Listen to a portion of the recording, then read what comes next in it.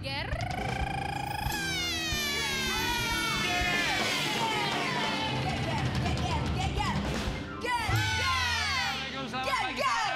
Selamat hari Selasa. Guys, kemarin ya, tadi malam tuh ini ada satu berita yang membuat kita sedih sekali ya. Yes, kasihan sekali. Ini kami ingin mendoakan untuk korban bencana kebakaran yang ada di Taman Puring, Jakarta Selatan, yang kabarnya 500 kios ini habis terbakar. Ya tentu saja dibutuhkan ketabahan, kesabaran yang luar biasa. Kami berharap dan juga berdoa semoga mereka yang mencari rezeki di Taman Puring ini ya tentunya bisa diganti berkali-kali lipat ya. Amin, amin, amin. Dan semoga tentunya kesabarannya, waduh ini kami nggak kebayang sih sebetulnya ya. Apinya sampai berkobar-kobar banget itu. Apinya luar biasa sekali. Yang sabar, yang tabah buat semuanya. Dan kami juga apresiasi ya buat pemadam kebakaran yang bekerja dengan sangat luar biasa sekali. Terima kasih. Dan memang kalau kita lihat tidak ada korban jiwa, alhamdulillahnya. Tapi bagaimanapun kerugian materi pasti akan begitu besar sekali. Semoga bisa digantikan Allah Subhanahu Wa Taala. Amin, amin ya, amin ya. Amin. Rezekinya lancar buat yang sedang menyaksikan pagi hari ini, amin ya. Sobat Ambiar. Yang penting diberi ketabahan. Benar. Iya, semangat yang punya kios di Taman Puring ya. Tabah pokoknya buat semuanya. Termasuk tabah juga buat yang semua sekarang ini sedang menjalani hari-harinya. Kalau dirasa berat, tenang. Ya lihat mukanya Pelan 86. Tuh lihat deh ya. Mereka punya nggak punya duit, tetap mukanya kayak begini. Enggak, mereka lagi bahagia udah gajian loh. Mereka mah selalu happy. Selalu happy. Mereka mah setiap pagi selalu happy. Bener. Iya, bagus. Kita ikuti beban. kalian. Apalagi pimpinannya, Ya. Om Perlan itu nggak pernah ada pusing. Kenapa? Tiap hari bawain telur asin, pisang rebus. Bener loh, ini mereka selalu bawain kita sarapan pisang rebus. Tahu nggak kenapa mereka tidak pernah ada beban di wajahnya? Kenapa? Karena mereka nggak ada pikiran. Sobat Ambiar ngomongin ya. Makanya hidup itu tanpa utang aja, jangan hidup tanpa cinta. Ya kalau utang ya bisa dibereskan. Hidup tanpa cinta. Kak, bikin lagu judulnya Hidup Tanpa Hutang. Oh. Bener Kak, Bener nyanyi ya. itu Kak. Tenang pikiran ya. Iya. Yang punya hutang semoga hutangnya lunas ya. Tapi Sobat Ambiar, Yang ini? kalau yang satu ini, nah kalau misalnya Anda punya hutang sama seseorang, kemudian Anda berpikir, aduh takut banget ditagih segala macam, kamu datangan pengacara ini. Masa gue dibilang, kan gue pakai baju ini tadi ya. Masa gue dibilang sama si Mainina, kok ibu kayak brother Hong katanya. Mbak Nina, nggak boleh gitu ya artis Anda. Ini artis Anda ya. Jangan begitu ya. Itu orang rambut lo somasi panggil pengacara yang satu ini. Ini baju dari wardrobe bagus. Lo panggil pengacara ini, lo somasi dia. Kita akan hadirkan seorang pengacara kondang. Iya. Pengacara yang satu ini akan bercerita kemarin jadi sempat ada kejadian di mana anak angkatnya mengalami kecelakaan. Seperti apa ceritanya di Pagi-Pagi Ambiar ini dia the one and only pengacara Sunan Kalijaga.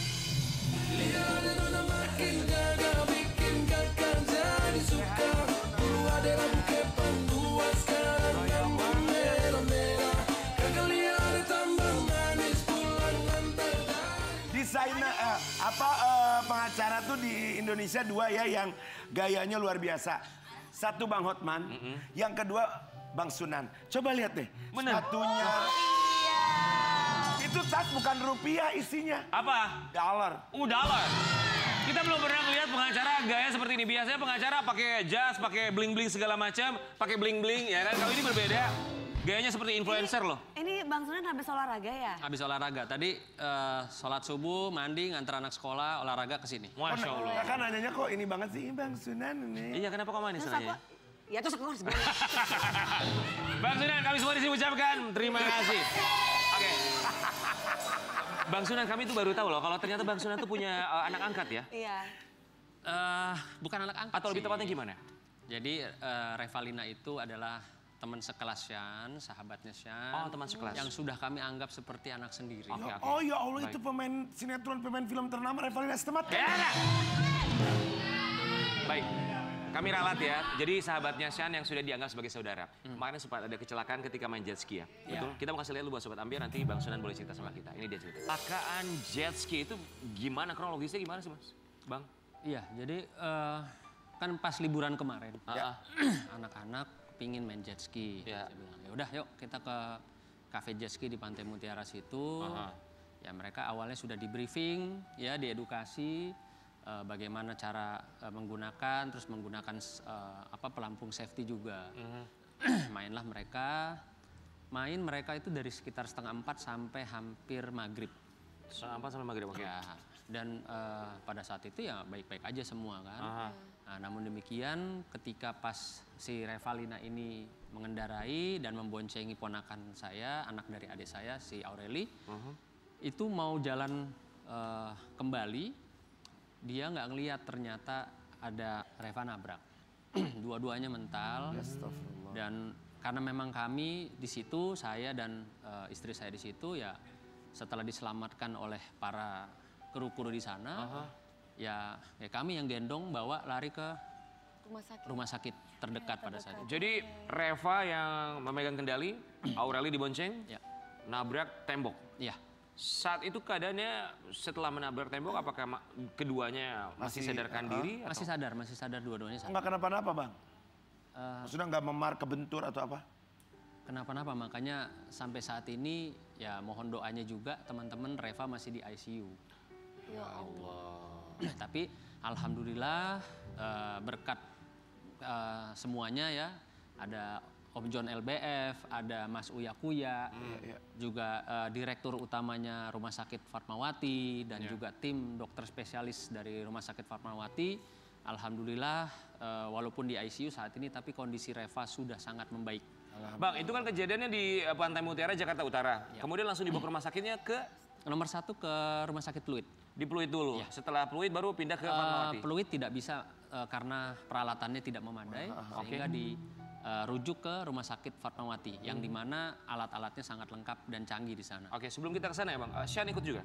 Saya ikut. Tapi alhamdulillah tidak terjadi apa-apa. Iya, karena waktu itu kan Shen sudah di darat. Oh, oke, tinggal mereka berdua yang masih ada di situ ya, di lautan. Oke, kita mau kasih lihat yang satu ini. Ini ada satu artikel.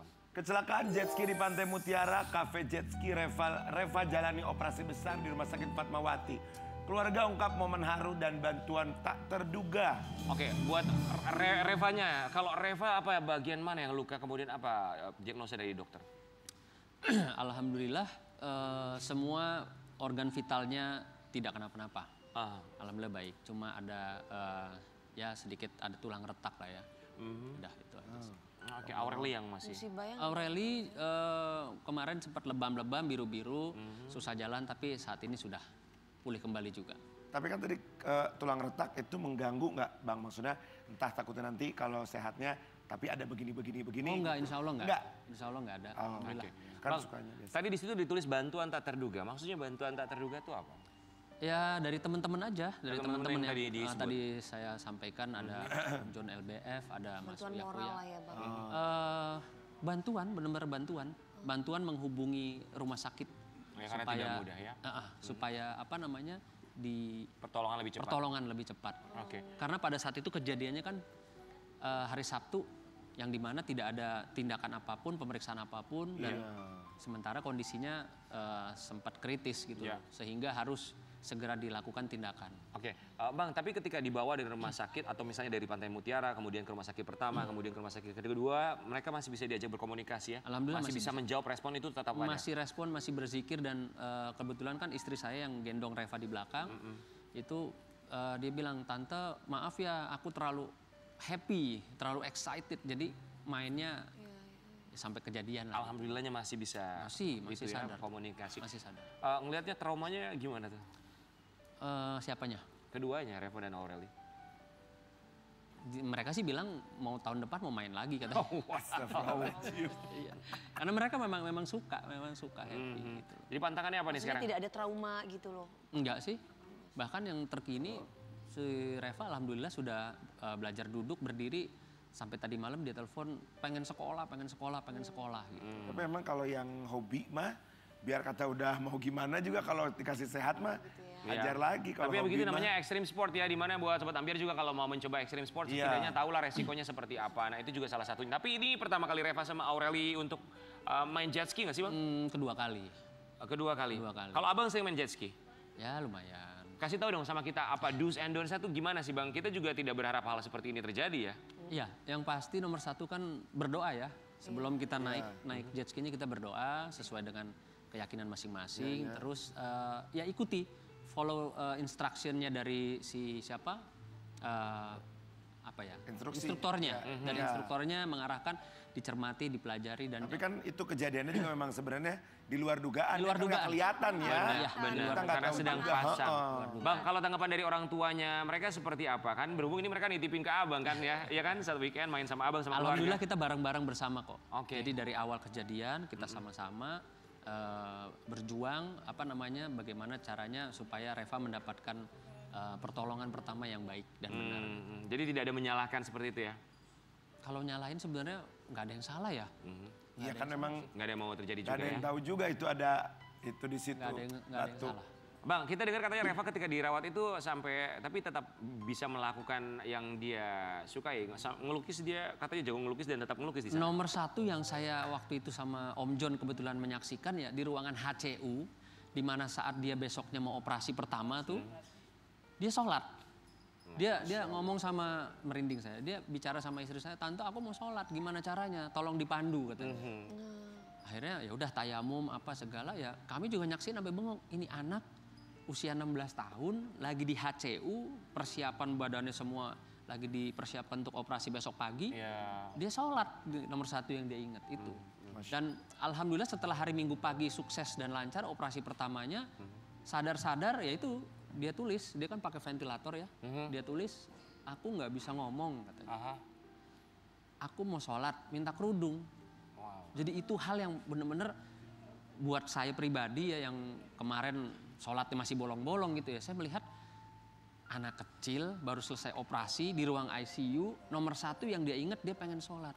Artinya nggak ada alasan buat kita yang sehat, mau dikasih kesehatan ataupun yang Ya, sakit nggak malas-malasan sholat. sholat ya betul. Itu. Bang Sunan, tadi kan ada bilang masukin ventilator. Memang separah itu harus pakai ventilator. Memang harus ada bantuan itu. Nafas, Kalau di udara. ICU kan, seperti itu memang. Bang, tadi abang bilang operasi pertama. Emang akan ada berapa operasi sebetulnya dari tim dokter? Tadi melewati ada ya 2 atau 3 tahapan lah. Ini baru operasi yang pertama? Enggak, tapi sudah selesai. Oh, sudah selesai, Alhamdulillah sudah selesai semua. Oke, operasi pertama, kedua, ketiga. Yang pertama itu butuh waktu berapa lama tuh?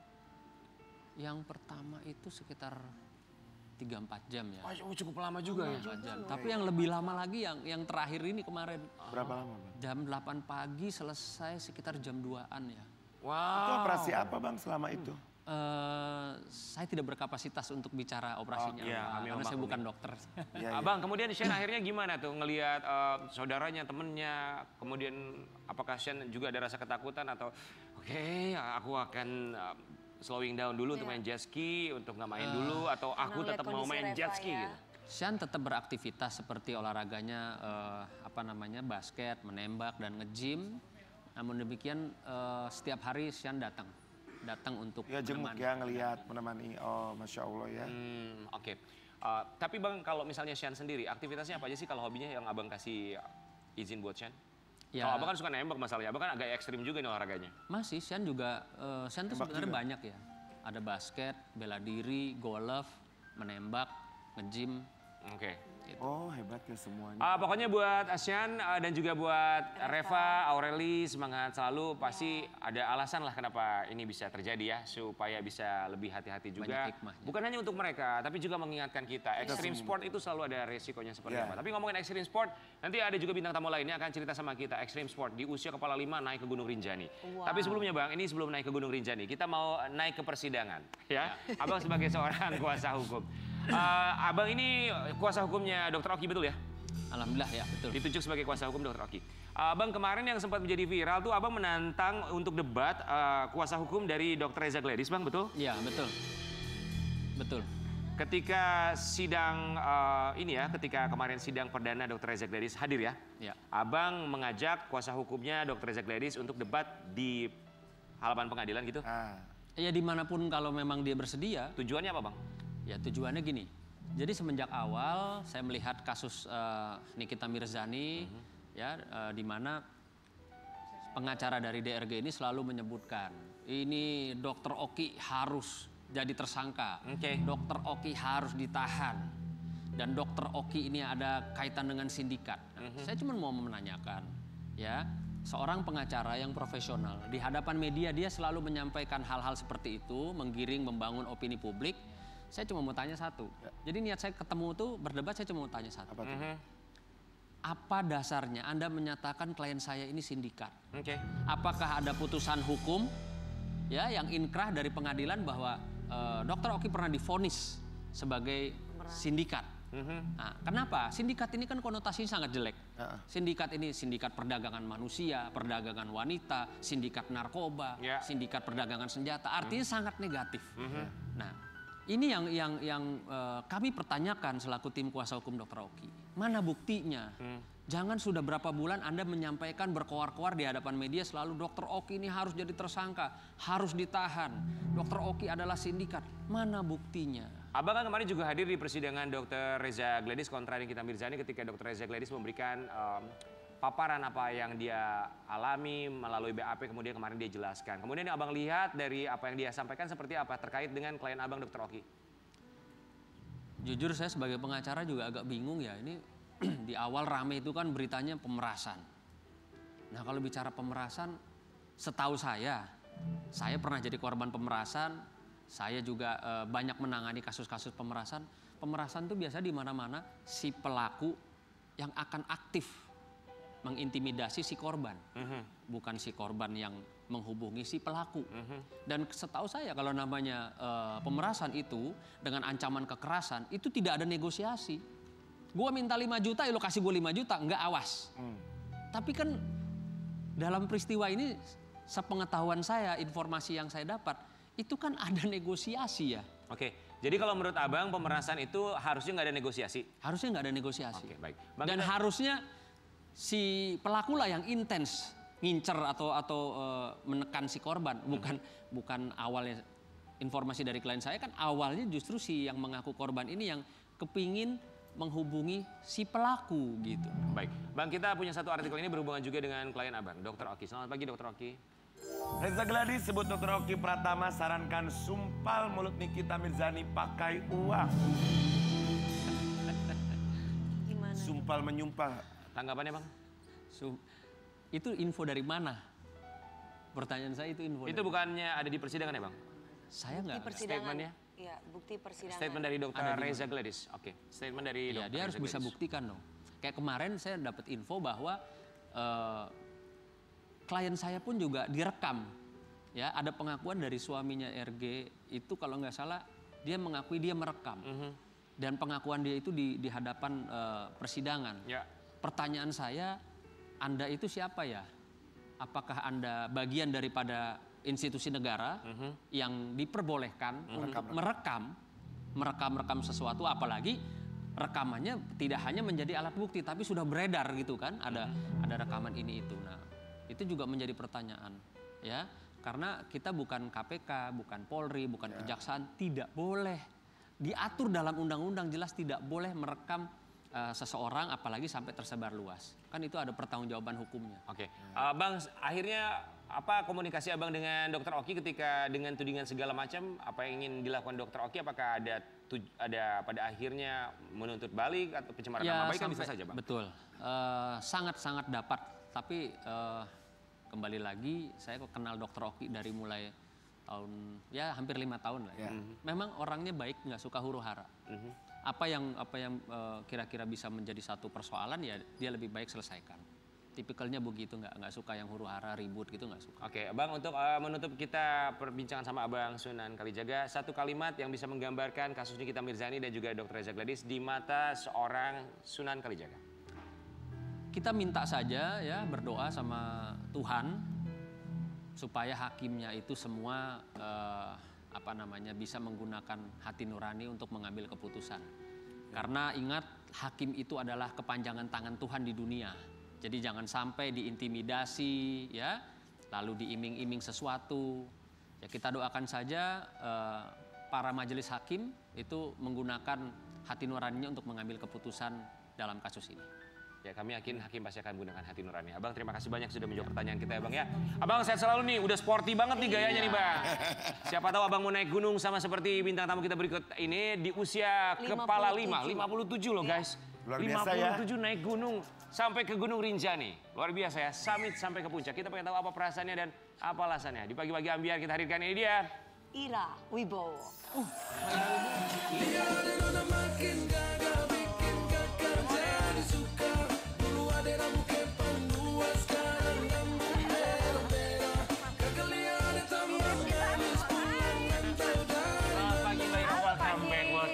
so much. Ira Wibowo, wow. Sehat, Mbak. Sehat. Silakan Mbak Ira, 57 tahun. Saya ulang berkali-kali, 57 tahun naik ke Gunung Rinjani. Ketika Iya. berada di atas puncak, kalimat yang ada dalam pikiran Ira Wibowo itu apa? Ya bersyukur ya, alhamdulillah bisa menjalankannya dengan selamat dan betul-betul dikasih kesempatan untuk menikmati pemandangan ciptaannya yang begitu luar biasa indahnya. Karena kalau Rinjani emang jujur dari aku belum ngerti apa-apa tentang gunung, tentang apa, lihat fotonya tuh aku udah pernah bercita-cita, aduh pengen banget ya lihat ini. Waktu itu lihatnya Segara Anak, jadi danaunya itu. Aduh pengen banget lihat, tuh ternyata baru dikasih tahu, itu tapi harus naik gunung dulu kalau mau ke situ, itu di atas gunung, Hebat, bukan ya. bisa didatengin. Luar biasa loh, 57 tahun belum tentu loh kalau kita mau udah hangoh kali. betul. Naik ke atas, baru sampai lereng juga udah. Tapi itu Wow. hobi loh. Oh, emang hobinya Mbak Ira Iya, memang senang. naik gunung? Ya kalau sekarang seneng, emang agak telat sih. Aku juga kadang suka mikir, waktu muda kemana aja lo gitu kan. Tapi terus pernah ngobrol juga sama temen, kenapa kita nggak dari dulu ya kayak gini? Ya bener juga, emang dulu kan kita ngurusin anak, apa segala macem, emang nggak ada gitu. Tapi nggak ada Pikiran juga untuk kayak kata gitu aja nggak terlambat ada. ya. Ada iya. Nggak ada Kata kata terlambat itu terlambat. biasanya lagu Elvi Sukaesi. Oke Mbak Ira Wibowo, kami semua mengucapkan terima kasih. Ira Wibowo mendaki ke Gunung Rinjani, ini dia buat Sobat Ambiar. Silakan Kak. Monggo.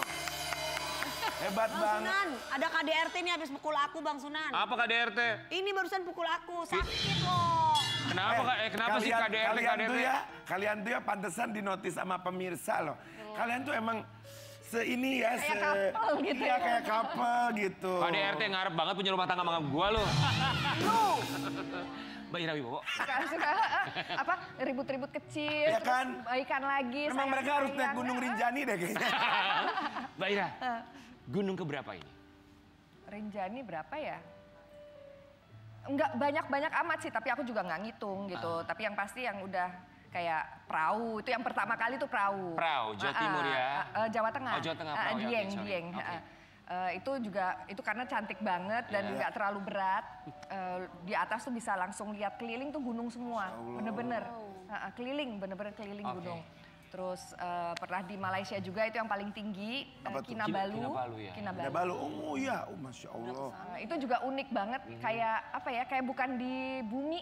Kalau udah di atas tuh, iya, karena dia dari lahar, atasnya tuh kayak lahar aja yang udah membeku. Jadi kayak hamparan, kayak batu hitam panjang. Oh, cantik sekali. Gitu, bagus banget. Mbak Ira tuh emang punya teman komunitas untuk naik gunung atau memang cuma sama sahabat beberapa orang atau ikut open trip? Enggak, ini sama sahabat-sahabat Tarakanita. Jadi cewek semua. Oh cewek semua, nggak ada cowoknya? Oh, cewek-cewek yang tangguh ya? Iya, Ya kita cewek-cewek ulang semua. tahun nanti pagi-pagi ambil kita naik gunung. Oh ya Allah, produser gue. Dia langsung bilang jangan aneh-aneh. Kok lu pesimis sama kita? Lu tanya dulu gunung mana? Gunung Putri Sentul. Naik lu gitu dong. Oke, jadi sama Sentul jangan salah, Sentul juga menyenangkan. Bagus. Bagus, buat pernah nggak lu? trekking. Nggak pernah. Ya kalau cocoknya kalau Main-main kita itu. bukan Gunung Sentul, Gunung Krakatau kalau kita cocoknya. Ya, gunung Krakatau ya. Oke. Mbak, tadi apa? Tarakanita terus. Sama teman-teman Tarakanita. Jadi cewek semua, kecuali yang Rinjani. Karena waktu itu agak susah ngumpulin Iya. orangnya ke sana. Akhirnya aku ikut sama rombongan temen aku dulu main sepeda. Jadi itu ada cewek cowok. Bagus ya. Mbak Ira kalau naik gunung gitu kan tuh bagus banget ya. Banget, banget. Itu tuh dari subuh atau dari jam berapa berangkat start mulainya? Ya dari 2024 sampai 2025 lah. Tahun dong lama banget, kemana tuh? Gunung mana? Atau tidur di sana. Iya, Kak, berapa kali. tidurnya di mana? Ini pertanyaannya ketahuan banget kagak pernah naik gunung nih berdua nih. Di tenda lah. Ya di tenda. Oh, ada. Siapa tahu berhenti Bawa. dulu kayak kita nonton Oh, film kayak barat camping. itu. Iya, kayak camping bener. Oh kayak camping. Ya habis dia nanya di gunung tinggal di mana? Ya di tenda lah, di mana lagi lu? Enggak, tapi bener Kak Dewi, siapa tahu ada bungalow, ada Tapi iya bener. penginapan. Kalau yang Ya siapa tahu kan ada penginapan. Ada. Kalau di Malaysia tuh yang Kinabalu itu nggak boleh camping malah. Jadi udah disediain satu Resort. di Laban Rata itu Oh, bagus ya. kayak dorm. Oh. Jadi kalau lebih dari kapasitas itu orang nggak boleh naik. Oh gitu. Nah, kira kan biasanya suka ada kayak guest house-nya atau apa di bawahnya. Ada kalau di tendanya di bawah sana, ada bathtub, ada AC, oh lengkap pokoknya semuanya. Ayo. Oke, kita bakal lihat ya. Ini kompilasi Ira Wibowo ketika naik gunung sampai summit ke atas puncak ya. Kita bakal lihat dulu ya. Hebat loh Mbak Ira loh. Kak, kalau kita nggak bakal kuat, taruhan yuk. Ayo kita cobain yuk, gak bakal kuat baru sampai setengah jam udah. Aduh Mbak, ini banyak lu kalau kita Kak udah nggak usah deh Kak. Kalau Rian mungkin kuat. Kalau kita. Aku kuat, Kin. Lu kuat, yang nggak kuat yang bawain toren buat lu buat minum. Kakak kuat Kak. Kakak kuat. Setelah itu Menina, Hana, habis semua. Resign semuanya asisten buat lo. ngocehin pasti. Itu nanjak berapa hari Mbak Ira? Yang Rinca nih ya? Ya, Oke. total kita 4 hari waktu itu. 4 hari 3 malam? 4 hari. Oke. 4 hari 3 malam itu apa aja hiburannya di sana? Hari. Ya. Hiburannya. Hiburannya Lu teman-teman pikir- yang lucu-lucu. Lu pikir ada wayang? Gimana Ya sih? kirain kan itu menginap 4 hari 3 malam, ada apa breakfastnya apa gitu-gitu. Ya, enggak, tapi- itu rame ya Kak, itu rame tapi kan perjalanan. Rame, kita Oh, itu rame-rame. tadi rame itu. Tapi Enak Rinjani ya. itu tuh banyak paketnya. Kalau misalnya mau sama breakfast yang enak, dinner yang enak, lunch enak itu ada dengan tenda yang bagus. Serius ada bener. Betul. Ayolah, yuk guys. Bisa. Glamping ya istilahnya. Glamping, iya glamping. Ayolah, benar. mumpung kita sendiri. Alah, repot banget. Enggak, kakak nggak sendiri Kak. Tim kakak pasti satu tenda itu. Nggak mungkin kakak sendiri. Ya. Kita Mbak Ira pernah kita bikin jalan-jalan ya ke Bali kemana. Kita semua sendiri-sendiri. Cuman Kak Dewi Rame-rame. yang bawa tim. Kita cuma sendiri-sendiri, dia timnya 5. Waduh, repot banget Aduh ya. repot. Satu tenda itu Hana. Mbak Ira nanti ceritain lagi sama kita gimana serunya naik gunung, tantangannya benar. apa dan bagaimana bisa menaklukkan diri Iya sendiri. dong. Kita kembali saat lagi tetap di Pagi-Pagi Ember.